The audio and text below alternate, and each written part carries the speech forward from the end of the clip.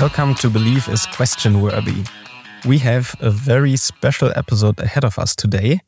That is because our guest is one of the most influential scientists in the world. We speak about James Tour. And James, you are a professor in 3 different fields.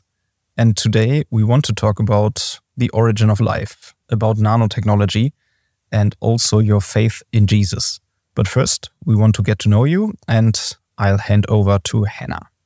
Yes, thank you. Today we want to talk with Professor Dr. James Tour, one of the most prominent chemists of our time, known worldwide for his work in nanotechnology and synthetic organic chemistry. But how does one become such a top-tier scientist?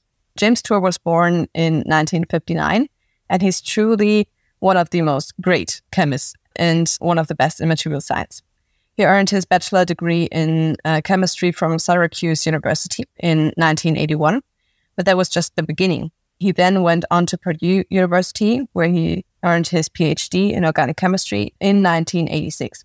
During this time, he laid the foundation for his later career by diving deeply into the synthesis and organic molecules. What really made Tour one of the greatest in his field, though, was his postdoctoral work. Conducted research at the University of Wisconsin as a postdoctoral fellow before moving to Stanford University, where he worked with one of the giants of chemistry, Professor Barry Truss. This was a major boost for his career, as he expanded his knowledge and skills in organic synthesis, which later led him to become an expert in nanotechnology and molecular electronics. In 1999, he became a professor at Rice University in Houston, Texas. And here's something truly impressive. James Tour holds not just 1, but 3 professorships. He's a professor of chemistry, a professor of material science and nanoengineering, and additionally a professor of computer science. These titles highlight not only his versatility, but also the wide scope of his research and expertise. At Rice University, he began his work renowned on nanomachines, graphene, and molecular motors. Nanomachines are tiny machines that operate at the molecular level, and he will explain that later. Tour is one of the leading figures in this field. His research focuses on developing materials that could be used in the future for things like medicine and electronics. He has published over 800 scientific papers and holds over 140 patents, which is already quite impressive, but it doesn't stop there. Throughout his career, he has been named one of the most influential scientists in the world multiple times. Thomson Reuters regularly lists him among the most cited researchers, and in the scientific community, frequent citations indicate that a researcher's work is incredibly relevant and groundbreaking. Not limiting himself to the lab, Tour has also founded several startups that are commercializing his technologies and discoveries. Another intriguing area connected to Tour is his involvement in the debate around the origin of life. Tour is one of the most vocal critics of current theories on chemical evolution, the process by which life may have arisen in the molecular level. He is engaged deeply with this topic through lectures and articles pushing for more honesty about the limitations of the current knowledge. In this debate, he often interacts with other prominent scientists, such as Lee Cronin. These public exchanges demonstrate Tour's commitment to scientific discourse and his keen interest in critically examining complex topics. Wow. That is a really impressive resume. James, how do you handle it when people ask you which of your research projects or discoveries is the most important to you? It's a little bit hard to answer. It's like somebody asking, which one of your 4 children do you love the most? I mean, which one of your 4 children is doing the most interesting thing? I mean, each one of them is precious in their own way. So it was just a little bit difficult to answer from my end. Is a totally reasonable question from your end. But I think that's what makes it exciting, is that it was difficult for me to answer. Not in a bad way, but in a good way. It's like, like having too much money. I mean, it's a good problem to have. Okay. So let's start with a special part of your research. Could you explain to us what you're currently working on in nanotechnology? And you also deal with nanocars. What is a nanocar? Sure. So we have these little molecules that each car is a single molecule. So the single molecule has a chassis. It has 4 axles. It has 4 rotating wheels. and it has a motor.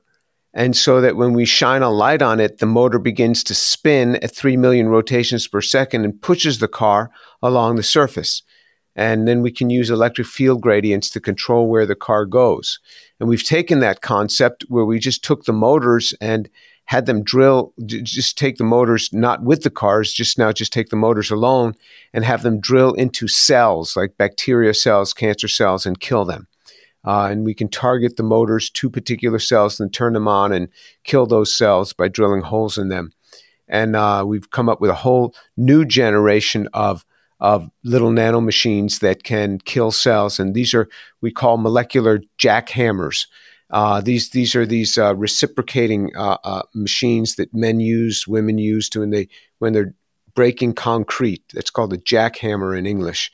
And it pounds away. And so we made molecules like that. And those also pound right through the lipid bilayer membranes and kill the cells. So this is the type of work that we're doing. And now we just extended that, not to kill cells, but just to influence them momentarily so that we could get control of motor cells. So in other words, smooth muscle and cardiac muscle.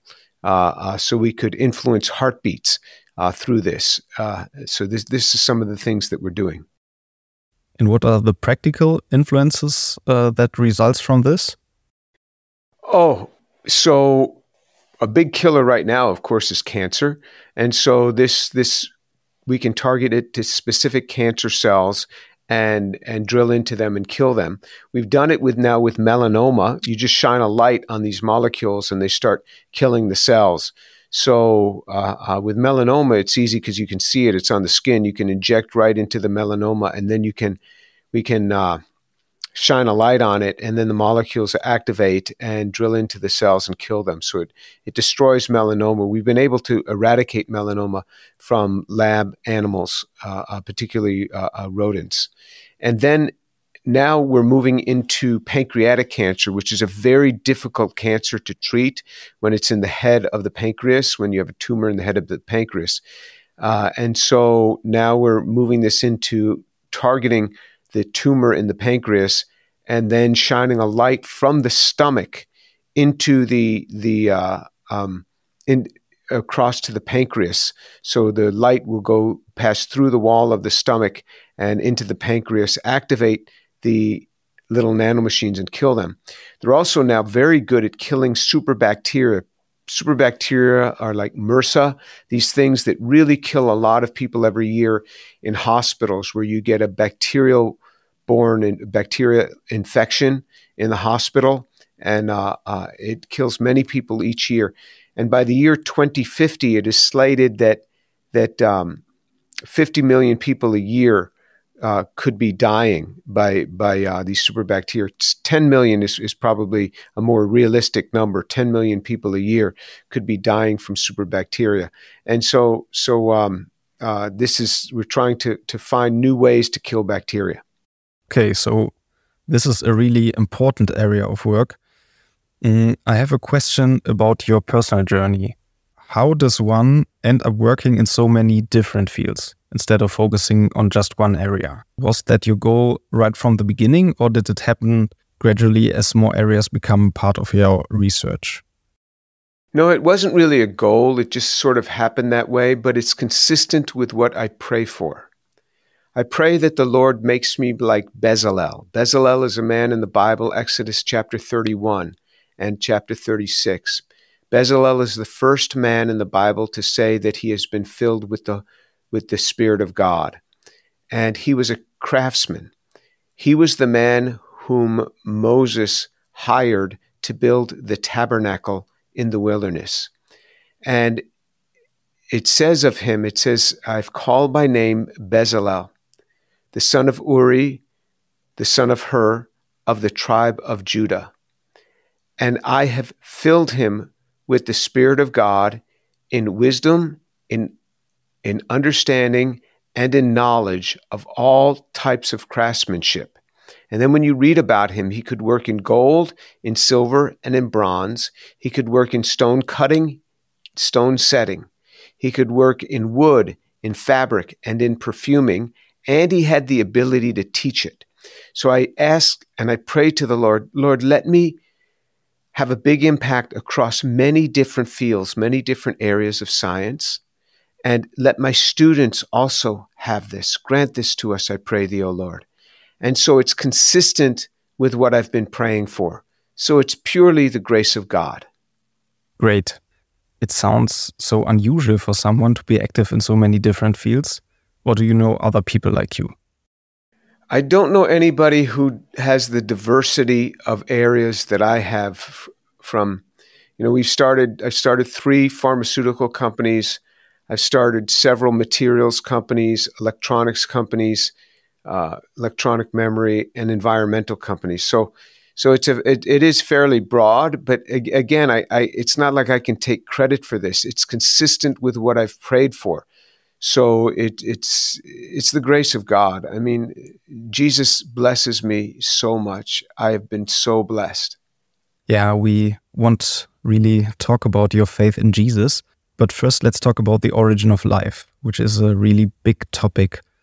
Do you really do research on the origin of life in your work? Or is it just something you are interested in privately? I don't do research in the area of the origin of life. I build nanomachines that are there to accomplish a purpose. And through that, I'm able to see how hard it is to build things. But origin of life is an area that I critique, that I comment on, because I think it is taught in a very wrong way to the general public. I think that the things that have been taught to the general public are grossly in error. And so I'm calling out the errors in this. And it's very hard to buck against the paradigms of modern science. And so I get a lot of flack for that. But there's very few people that could do what I'm doing. Not that other people don't see exactly the same problems that I see. It's just that it can kill a person's career if they buck against the system like this. I have been blessed by being fairly well established and very well funded through other avenues. But most people would never be able to come against the system and talk about the deficiencies of others' research without getting into real trouble for that. And I mean, certainly trouble comes my way, but it has not stopped me by the grace of God. Yeah. James, I wonder, how does the majority of scientists explain the origin of life? And what is it exactly that you are criticizing about their views? The general perception is the problem is put out by the origin of life researchers themselves. And then that is ramped up by the press even further. And that's what enters the textbooks for our young people. So there are, on record, there are origin of life experts saying that they would have life in the lab in 3 to 5 years. That was Professor Jack Szostak, who was at Harvard at the time, now at the University of Chicago, a Nobel Prize winner, said that in 2014. He said he'd have life in the lab in 3 to 5 years. Not even close. Lee Cronin said he'd have life in the lab. He hoped to have life in the lab in 2 years. That was in 2011. Not even close. And so Dimitar Seselov, who's a professor at Harvard, by the way, Lee Cronin is at Glasgow. Seselov is at Harvard. He said that they'd have life in the lab in 5 years. Steve Benner, who runs an institute that studies origin of life, said most of the paradoxes have been solved in origin of life. All of that is untrue. It's grossly in error, and I think that these men have realized that it's an error. We're nowhere close. The whole primordial soup model is a bunch of nonsense. This is where you have a pond, and water and lightning strikes the pond, and small molecules like carbon dioxide, hydrogen cyanide, acetone, formaldehyde come together and form small, important classes of molecules. And then those form higher order structures like a cell, and those cells form higher order structures, and you get living creatures. And then those living creatures evolve and come out of the pond. That is a nonsense, because that model did not come from Miller-Urey, who made the first peptides, amino acids. That model did not come from Charles Darwin. That model dates back to the Babylonians. That was from the Babylonians thousands of years ago. And out of their ponds came life. Out of their pond came their gods. So this is really nonsense, and it's in all of our textbooks. It's not just in elementary school textbooks. It's not just for children. It's all the way through college, and even upper-level college classes talk about the primordial soup model. That's how bad it gets. And then the general public is highly confused. 1/3 of the general public believes that scientists have made frogs in the laboratory by mixing molecules together.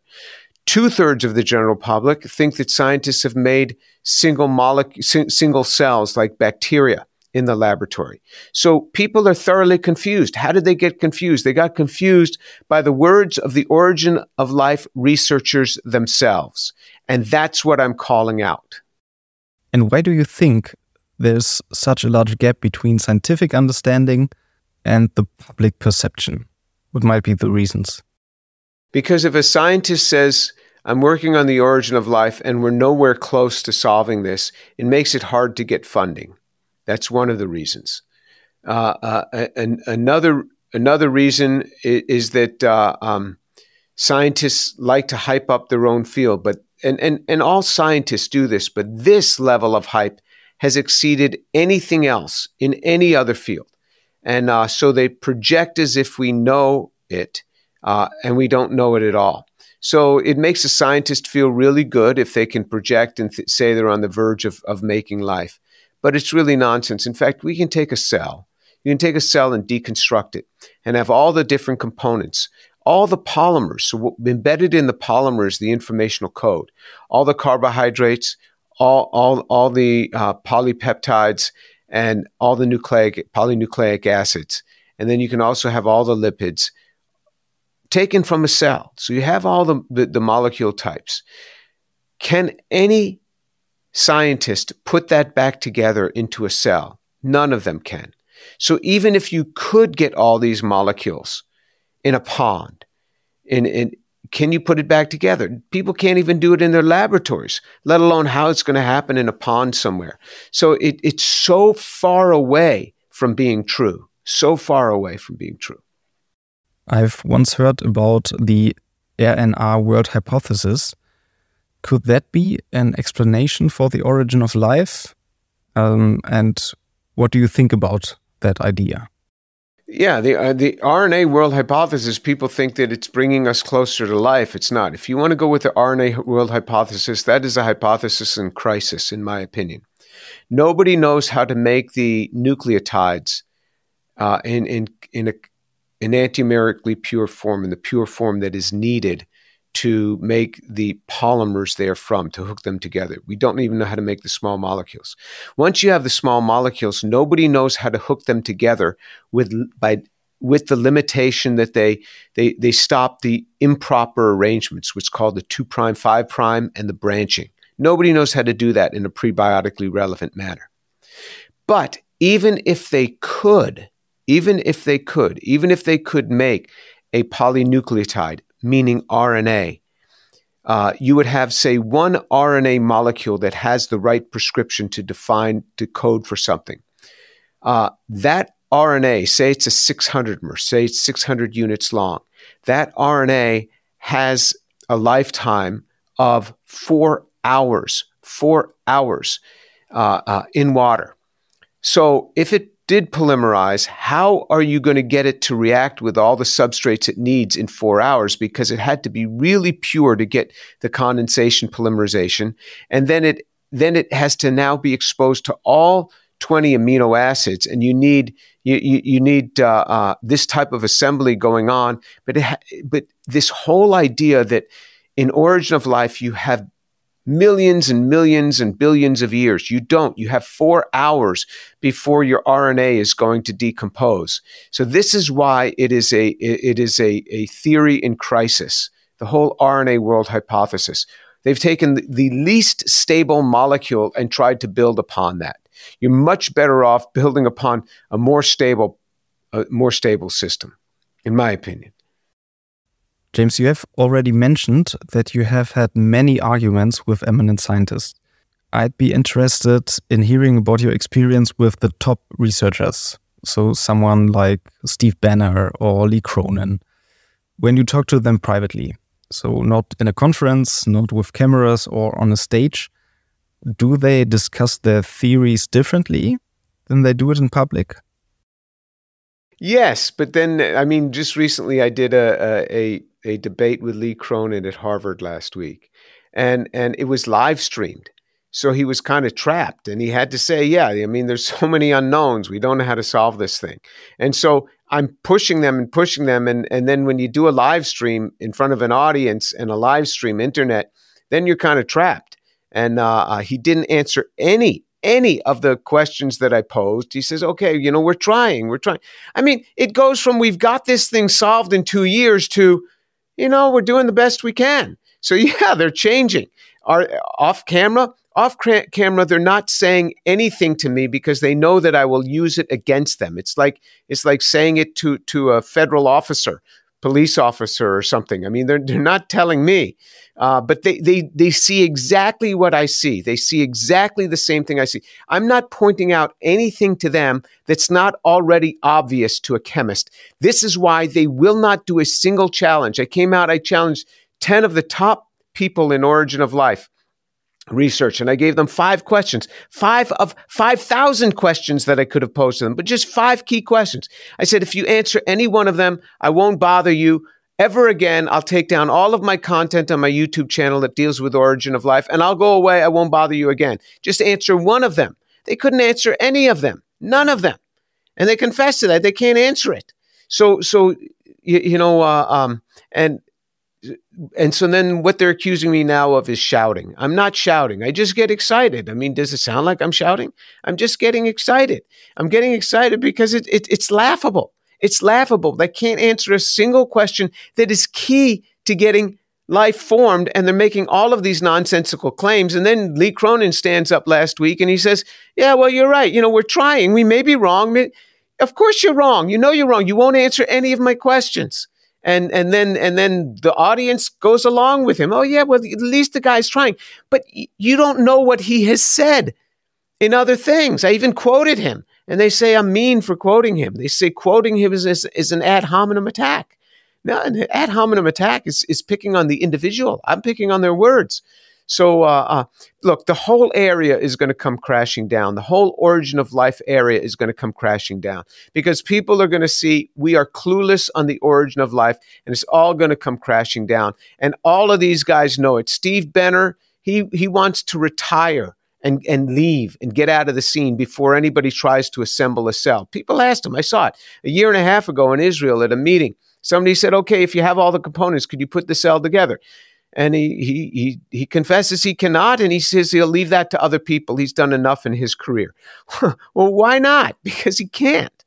Why wouldn't you if you can do it? Nobody can do this. This is nonsense. And all of these folks know it, and it's a facade. And once you had that 60-day challenge on YouTube, I saw it. There you challenged 10 top scientists who are researching on the origin of life to answer 5 questions to you that you still say they are still unanswered. How many of the 10 top scientists responded? And can you say something about how the challenge go overall? What was the kind of feedback that you received?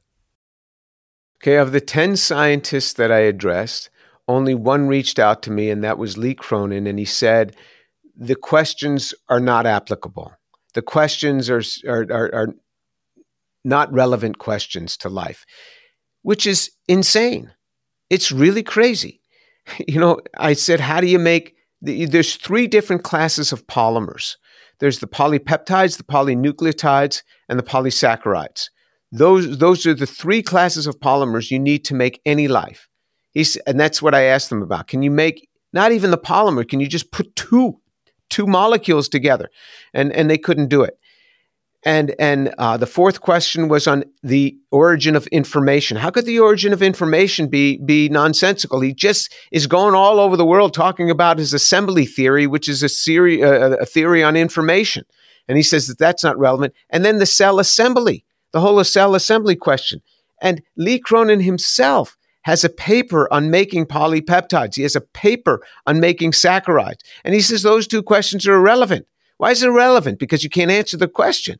And then he's going around talking about the information, that there's some inherent information that dates back to the first common ancestor cell, and that nobody knows where that information comes from. And then he says, and nobody's put a cell together. And so I asked those very same questions, and he says they're irrelevant. So that's one person. That's the only person that reached back out to me. And then when when Steve Benner was contacted about this, he said, "Oh, I could explain how life formed in an hour. In 1 hour, I could explain how life formed if you're going to give to me all the compounds in chirally pure form," because that's what I gave them. I gave an anti-pure form for all the basic classes of compounds that they wanted. And so he said he could explain how life formed in an hour. I said, "Okay, come on to Harvard. They've invited us. Come and explain it." He said, "Oh, I don't have time." I said, "Okay, I will fly down to your institute in Florida." And this is a hard flight to get into because you got to go through Gainesville, Florida, which is a small town, and then you have to drive for 2 hours after you land. And I said, "I'll come and I'll sit for an hour, explain it to me. I'll sit for 3 hours. You can have your whole institute explain it to me." And he says, "No, I know my health and my time won't allow it." So this is all a fairy tale. The other 8 didn't even reach back. So it's all a fairy tale. They're telling fairy tales. They're just telling fairy tales. And their projections on origin of life, in my opinion, are nonsense. But, I'm just one man. But every chemist is seeing what I see. The lay public doesn't understand this. So they say, "Oh, Jim Tour, you're kind of an extremist. These guys, they can't be all that bad." They're not bad individuals. Their science is just wrong. It's just wrong. Their claims are just wrong. And their projections are just wrong. They're not bad individuals. They're just wrong. I mean, I'm not making any judgment call on the individual. I'm just saying that their claims from their own science is wrong. Their own science screams out, this is not the way it happened. This is not how life could have formed. It's their own science that's taking it. And any PhD chemist who understands something about synthesis, so a synthetic chemist or a biochemist, any one of them hears what I have to say, and they agree with me. So what happens behind the closed doors, you asked? Behind the closed doors, people agree with me. I get emails from colleagues saying they agree with me, but when they say that, they say, "Please don't use my name," because they don't want to happen to them what has happened to me, how I have been ostracized by the community, how I've been separated from the community, how I've been excluded from getting certain awards and certain grants because of my saying this. So I understand why should they jeopardize their career just to say something like this? So just let me take the heat. That's okay. I'll take it. In spite of that, see, I have this amazing advantage. I have the Lord Jesus Christ on my side, and He is King of heaven and earth. And He protects me, and because of that, I have funding. My research is going very well. My companies have I don't know what the value of the companies is. It's several $1 billion. I mean, it's so I'm well covered. I'm well protected. So I'll say it. I'll say it for them. But yeah, a lot of people agree with me, but they don't want me to use their name. Could you explain to us, to get an overview, what is the actual main question in this whole discussion? Is it about how life arose from non-life, or maybe nothing? Or is it more about how the genetic code evolved? So origin of life is much broader than just the genetic code. It is how life has come from non-living things, not from nothing, but from non-living molecules. How did you all of a sudden get a cell? So it's this entity that's living. That's what abiogenesis deals with, origin of life deals with. And how did it happen on an early Earth? How did it happen not in a laboratory, but on an early Earth? We can't do it in a laboratory either. Nobody's close. But that's not the question. It's how would it happen just through wind and rain and lightning on an early Earth? That's what it has to deal with. One of the components of that is the genetic code. Where did the code come from to prescribe the assembly, to prescribe the formation of the proteins, the sequence of proteins, sequence of the amino acids within the proteins that are going to allow for the machinery of the cell to be built? I mean, so the genetic code is one aspect of thousands of aspects that need to be solved in order to have the origin of life. Yeah, okay. But would you say that this is one of those questions that may never be fully answered? Or would you say, like some other people say, it will be solved within a few decades or maybe perhaps in centuries? No, I could never say that it could not be solved. Every Christian, every teacher, everybody wants Jim Tour to say that it cannot be solved. But non-scientists don't know what that means. How can I ever say it cannot be solved? You cannot say that. You cannot categorically tell the negative unless you're violating some fundamental law of the universe, some fundamental law of thermodynamics, like a perpetual motion machine, something like that, where there's no input and it just keeps going. There we can say that is not going to be solved. But when it comes to the origin of life, to scientists being able to make life, so there's two questions. Can scientists take molecules in a laboratory and make a cell start living? That's one question. But then there's another question. How did that happen on an early Earth? That's the origin of life. All right. And if you want to say it came from another planet, okay, well, how did it happen on the other planet without some intelligence making that happen? So these are the questions that are before us. So how could I ever say it cannot happen? So take a woman in the year 1700, and you ask this woman, will we ever have space travel and be able to land people on the moon and fly back with them? How could she ever say that will never happen? All she could say is, I can tell you it's not going to happen this year or next year or in the next 10 years because we don't even have flight in the air yet. This is 1700. And you're telling me we got to fly through space and land on the moon and come back? All she can tell you is we're nowhere close. And that's all I can tell you. I can tell you it's not going to happen in the next decade or two. No way. No way. We're not even close. And every year, the complexity of the cell becomes harder for us because we realize more about the complexity of the cell. So it is moving away from us faster than we are approaching it. That's how we know we're nowhere close. But how could I say it's not going to happen in 200 years? It might happen in 200 years. Nobody understands Jim Tour on this. They all want to say, how can you say that it will happen? Because I presume it will. How could I say it can't happen?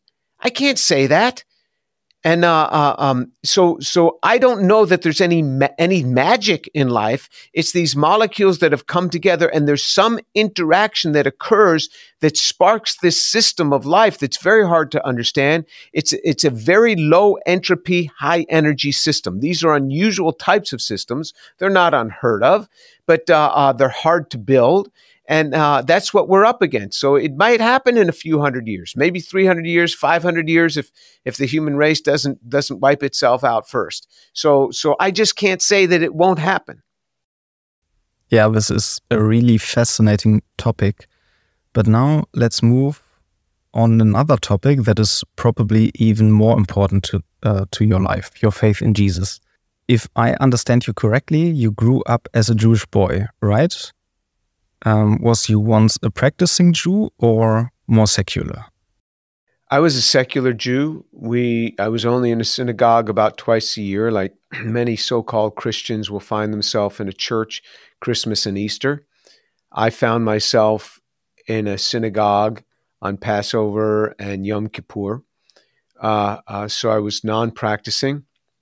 I knew very little about Judaism, but I knew I was a Jew. I grew up in a Jewish home, in a Jewish community. All my cousins were Jewish and they lived near me. And my school that I went to was predominantly Jewish when I was a small boy. And that was the community that I grew up in. And how did you come into contact with Christianity? Well, I'm not sure I got in contact with Christianity so much as I did with Jesus. There was a young man with Navigators Campus Ministry, and he told me the gospel. He told me about how, first he had to convince me that I was a sinner, because I was not convinced of that at first. But then he showed me a verse from Matthew chapter 5, verse 28, where Jesus said, "I say to you that everyone who looks at a woman with lust for her has already committed adultery with her in his heart." And I was addicted to pornography from the age of 14. I was working in a gas station just outside New York City, and I was finding these magazines that the men would throw out on their way home. There was no internet in those days. And I got addicted to pornography at the age of 14. I was now 18 years old in college. I didn't think anybody knew. And this young man had me read this verse from the Bible, and I was immediately convicted. Because when Jesus is going after you, his words have this enormous power over you, this enormous hold. Why should I even care what some guy 2,000 years ago said? I didn't know Jesus was Jewish. I thought Jesus was a Christian. The rabbis used to tell us that Jesus was a Christian, which is kind of silly. I mean, how could Jesus be Christian? I mean, the word Christian didn't even come until until a decade and a half or so after Jesus' death on the cross. And so Jesus was a descendant of David. He was a Jew, but they want to mask this by telling us he's a Christian. So why should I care what some Christian guy, so-called Christian guy, is saying 2,000 years ago? Why does it affect me? It's because the words of Jesus have this enormous power. And he says, you've committed adultery with her already in your heart. I knew adultery was wrong. That's one of the 10 commandments. But how can I commit adultery in my heart? Adultery is a physical thing, not something in my heart. But Jesus raises the level of guilt here. And I immediately feel the pain of being a sinner. And then he shows me the typical gospel story, Ephesians 2, 8 and 9, that by grace I'm saved. There's nothing I can do in myself to get my salvation. And that Jesus gave himself for sinners. The wages of sin is death. Jesus gave himself for sinners, that while I was yet a sinner, Jesus Christ died for me while I was yet a sinner. And he took me through the gospel story, took me through, and that I have to confess with my mouth and believe in my heart that he's risen from the dead. Confess with my mouth Jesus is Lord, and believe in my heart he's risen from the dead. And Jesus worked on my heart for several months, and I found myself on my knees asking him to forgive me. And then all of a sudden I'm in my room and I feel the presence of Jesus just enter this room, and my life is changed. I can't stop thinking about Jesus. When Jesus came in my room, I was on my knees asking God to forgive me. He filled the room with his peace. And then all of a sudden, to my right, somebody is standing. My roommate wasn't there. The door was shut. I was in college, age 18. I couldn't see with my eyes. I couldn't hear with my ears, but the presence of Jesus was right there, so strong. I immediately put my face to the ground because I was already on my knees, just weeping because his presence was so overwhelmingly strong. There was no fear. It was pure love being poured out upon me. Love and forgiveness. His presence was sweet and wonderful. I didn't even want to get up, and he wasn't going away, and I was enjoying him, and he seemed like he was for some reason enjoying me. And he showered me with love. The next thing I remember, I'm on my feet, wiping my tears from my eyes, and I can't stop thinking about Jesus. I'm thinking about him all day. In my dreams, I'm dreaming about Jesus. I'm a Jewish kid, and I'm dreaming about Jesus in my dreams. In my dreams, I'm dreaming about telling people about Jesus. And I didn't know that dream was prophetic. That's what I would spend my life doing, telling people about Jesus. I tell people about Jesus all the time, telling people about Jesus. And then the guy who had shared with me asked me, he says, "Did Jesus come in your heart?" This was a few weeks later. I said, "I think he has." I didn't even know what happened. And I said, "I think he has." "Why do you ask?" He said, "You haven't stopped smiling for weeks. I mean, something happened to me." And I asked him, I said, "How can I stay close to God like this? I never felt like this before." He said, "If you read your Bible every day, you stay close to God. If you don't, you won't." I've read my Bible every day for 46 years, every day for 46 years, every day for 46 years. And I've stayed close to God. And I don't want to move 1 nanometer away from him. I mean, I just love him so much. He's blessed my life over and over again. That's my story. Wow, thanks for sharing this with us. I think we can say that as a scientist, you are not likely to be naive. So what makes the character of Jesus so special to you? Jesus showed up in my room when I was 18. The depth of his love was so overwhelming to me that nothing was going to turn me back from this. I love him so much. But now that I've researched this over and over again, the truth of the resurrection, this is not a blind faith, not at all. People who accuse us of blind faith are themselves blind. This is not a blind faith at all. We have so much evidence concerning the resurrection. We have biblical evidence. We have the physical evidence in the Bible where he asked people to touch him, to touch his hands, to see that he has flesh and bones.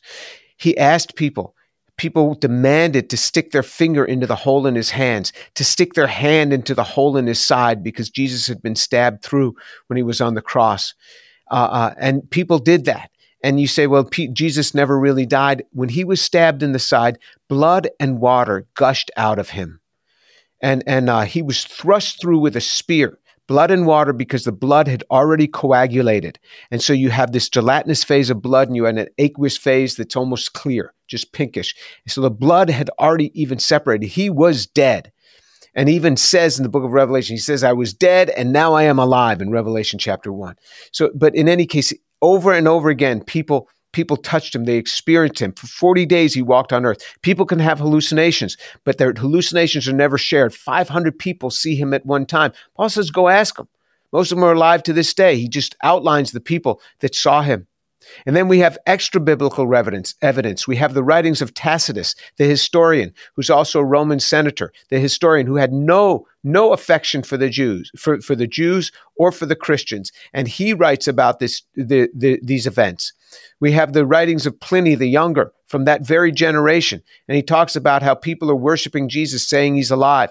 We have the writings of Trajan, the emperor of Rome, as he's writing back to Pliny. So we have all of this evidence that he has risen from the dead over and over again. And so it is not a faith that's based blindly. It is based on substance. It is based on historical facts, and the record of history. So this is what it's based upon, Jesus' resurrection from the dead. But I'll tell you, Jesus is the best in every way. He is so wonderful. For forever and ever, we shall be thanking Jesus for the price he's paid on our behalf, for the goodness that he's opened to us. And I would just petition your listeners, just get to know Jesus. He is so good. And if you do not believe in the physical resurrection of Jesus Christ, I urge you to send me an email to tour, that's TOUR, tour at drjamestour.org. DR stands for doctor, drjamestour.org, tour at drjamestour.org. Send me an email and we will get together by Zoom. Give me an hour and you'll get saved that very day. I mean, I just was on the phone with a guy last night from Ireland, and he came to know the Lord. And then right after him was a Jewish woman in the United States, and she got to know the Lord. And the day before that was with a young lady in South Africa, and she came to know the Lord. One after another. We'll get you in a Bible reading program. We'll get you in a Bible study, one-on-one Bible study with somebody. But reach out to me, because the gospel, the truth of Jesus Christ is not a sham. It is true. It really works. And I see it change lives over and over again. If you will give me that time with you, and you come to a saving knowledge of Jesus, and then you do what I ask you to do, of reading the scriptures every day, and then just doing a short 13-week Bible study with us, it will change your life, and people around you will see it. Your family will see it first. Your coworkers will see it, because the truth of the gospel, it happens, it changes lives. I see this over and over again. If I go 1 week without leading somebody to a relationship with Jesus, it is a wasted week for me. I was telling people in my dreams at night about Jesus when I was in college. And what God has done, he's just opened up this door for me. And every week I see somebody getting saved. And the same thing can happen to you. And the vast majority of people that I speak to are educated. That's just the circles in which I run. And that's the type of people that listen to me speak. So give it a try. You want to know about the physical resurrection of Jesus Christ, you reach out to me. If you already know, if you already believe in the physical resurrection, I don't have time for you. I just don't have time. You go speak to your local pastor. But if you do not know the Lord, I will set aside an hour for you. And you want to know about the physical resurrection, I'll tell you about it. Okay, James, we have reached the end of our questions. This was in so many ways a fascinating conversation. And you've already shared a lot about Jesus and your relationship with him. Is there a final thought you'd like to leave to us that we haven't touched yet? Yes. I invite you to really reach out to me. Please reach out to me. Give me a chance. If you don't believe in the physical resurrection, give me a chance to tell you about it. And I'll tell you about it. And really, your life can change that very day. I'm amazed sometimes when I see lives and what people will bear of all the things that they go through because the courses the decisions they've made in life. Let it be redeemed. God is a great redeemer. Let it be redeemed. And invite Jesus into your life, and your life can really change. Jesus is so good, so wonderful, and so real. And I invite you to it. God bless you. Thank you. Thank you so much for sharing so many exciting topics and stories with us. I can say it was really inspiring. We are very interested in what you think about this episode. Feel free to leave us your feedback via our usual channels. Thank you for listening. Have a nice day.